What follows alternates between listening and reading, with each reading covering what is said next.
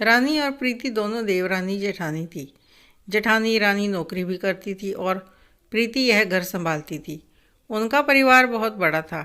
सास ससुर और दोनों के बच्चे मिलाकर कुल 10 लोग थे परिवार में।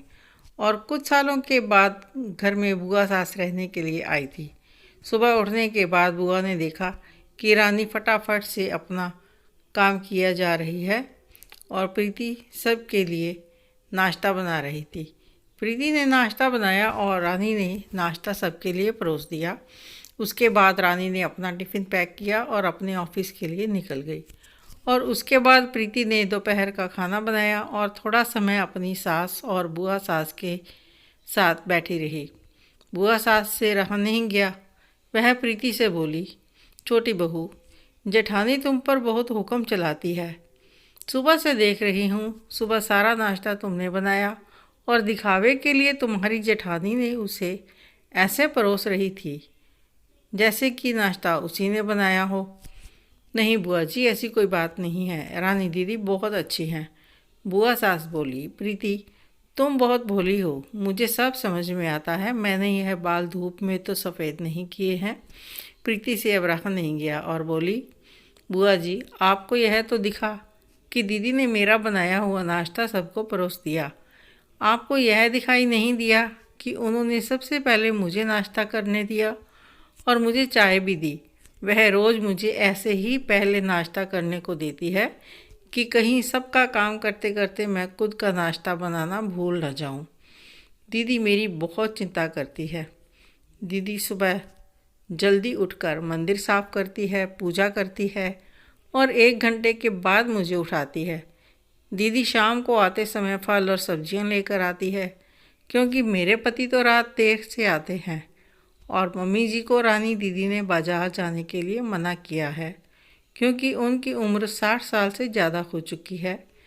कहीं आते जाते समय उन्हें कोई तकलीफ़ ना हो। उनके पैरों में दर्द होगा और अगर मम्मी जी का मन कभी घूमने के लिए करता है तो दीदी छुट्टी वाले दिन खुद उन्हें घुमाने ले जाती है।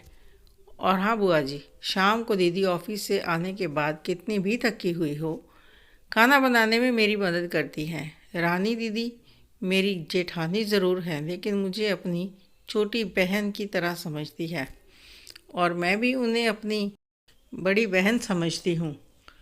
यह सब सुनकर बुआ सास एकदम चुप हो गई। उनकी चुगली प्रीति के आगे नहीं टिक पाई। शाम को रानी ने आकर सब्जी का थैला प्रीति के हाथ में दे दिया और कहा, प्रीति इसमें तुम्हारे मनपसंद लेखक की किताब भी है। प्रीति खुश हो गई और थैंक यू दीदी बोलकर थैला किचन में रख कर अपने कमरे में चली गई। उतने में बुआ सास ने रानी को आवाज़ दे दी, बड़ी बहू ज़रा यहाँ आना। तुम कितनी मेहनत से पैसे कमाती हो और इस तरह की फालतू किताब खरीद कर फिजूल पैसे खर्च करती हो, और वह भी अपनी छोटी देवरानी के लिए। वह ऐसे ही घर में खाली बैठी रहती है। तुम पूरा दिन मेहनत करती हो और वह घर पर आराम से रहती है। रानी हंसकर बोली, क्या बुआ जी, आप भी कैसी बातें करती हैं। प्रीति और आराम, अरे वह तो कहने से भी आराम नहीं करती है। सुबह उठकर बेचारी सारा काम करती है, सबका मनपसंद खाना बनाती है। उसके और मेरे मिलाकर 4 बच्चे हैं और चारों का टिफ़िन पैक करती है। फिर भी उसके चेहरे पर हमेशा आनंद ही दिखता है। उसके पास तो सुबह की चाय पीने का समय भी नहीं होता। शाम को जब बच्चे घर आते हैं तो उनका खाना, उनका होमवर्क सब वही तो देखती है। इसलिए मुझे बच्चों का टेंशन नहीं होता और इसीलिए तो मैं ऑफिस में मन लगाकर काम कर पाती हूँ। तभी तो कुछ दिन पहले मुझे प्रमोशन मिला है। पापा जी, माँ जी की दवाइयाँ कब ख़त्म होती हैं, इन सब का ख्याल भी वही रखती है। घर के राशन का ख्याल, क्या क्या लाने वाला है, इन सब का हिसाब वही तो रखती है। घर में कोई मेहमान आ जाए तो उनकी आव भगत भी वही करती है। पूरा घर और बच्चे, यह सब कुछ संभालना कुछ छोटा मोटा काम नहीं है बुआ जी। रानी की बात सुनकर बुआ जी की तो बोलती ही बंद हो गई। बुआ जी, प्रीति कभी कोई शिकायत नहीं करती, वह सब काम कर लेती है। उसे सिर्फ पढ़ने का शौक़ है। तो क्या मैं अपनी छोटी बहन के लिए इतना भी नहीं कर सकती? मैं नहीं करूँगी तो कौन करेगा? इतना बोलकर रानी अपने कमरे में चली गई। यह सब बातें रानी की सास पीछे खड़ी होकर सुन रही थी। वह बुआ जी के पास आई और बोली, जीजी, यह दोनों देवरानी जेठानी ज़रूर हैं, लेकिन इन दोनों का रिश्ता सगी बहनों से भी ज़्यादा पक्का है। ये दोनों मेरे घर की मजबूत बुनियादें हैं। पहले मैं भी एक बुरी सास थी। मैं इन दोनों के बीच झगड़ा लगाने की कोशिश करती रहती थी, लेकिन इन दोनों के प्यार के आगे मैं हार गई। वैसे भी झगड़ा करवाकर नुकसान तो मेरे अपने घर का ही तो होगा ना। बुआ जी को यह बात समझ में नहीं आई और रोनी सूरत बनाकर कमरे से बाहर निकल गई, क्योंकि वह तो इन दोनों में झगड़ा लगाने के लिए ही आई थी।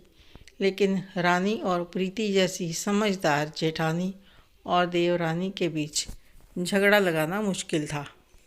जिस घर में रानी और प्रीति जैसी समझदार देवरानी और जेठानी होंगी, उस घर का कोई बुरा नहीं कर सकता। जिस घर में ऐसी बहुएं हों, वह घर स्वर्ग से कम नहीं होता। तो ऐसी देवरानी और जेठानी के बारे में आप लोगों के क्या विचार हैं? आपको यह कहानी कैसी लगी कमेंट करके अवश्य बताएं। अच्छी लगी हो तो लाइक करें, शेयर करें, सब्सक्राइब अवश्य करें। धन्यवाद।